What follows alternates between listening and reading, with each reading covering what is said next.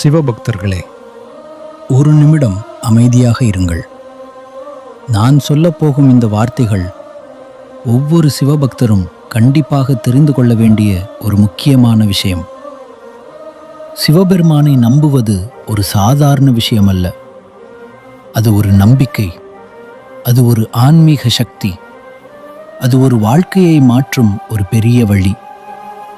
சிவபெருமானை உண்மையாக நம்பும் ஒரு பக்தனின் வாழ்க்கையில் எவ்வளவு பெரிய கஷ்டம் வந்தாலும் அது நிரந்தரமாக இருக்காது. ஏனெனில் சிவபெருமான் தனது பக்தர்களை ஒருபோதும் கைவிட மாட்டார். ஆனால் ஒரு விஷயம் நாம் நினைவில் வைத்துக் கொள்ள வேண்டும்.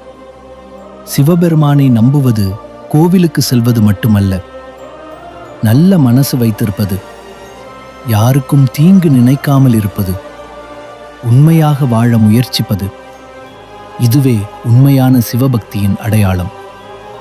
ஒரு மனிதன் நல்ல எண்ணங்களுடன் வாழ்ந்தால் சிவபெருமானின் அருள் தானாகவே அவனை காக்கும். சில நேரங்களில் வாழ்க்கையில் சோதனைகள் வரும். அந்த நேரத்தில் பலர் நம்பிக்கையை இழந்து விடுகிறார்கள். ஆனால் உண்மையான சிவபக்தன் அப்படி செய்வதில்லை.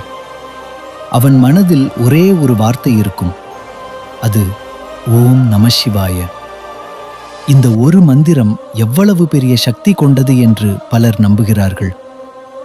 இந்த மந்திரத்தை நம்பிக்கையுடன் சொல்லும்போது மனம் அமைதியாகும், பயம் குறையும், கவலை குறையும்.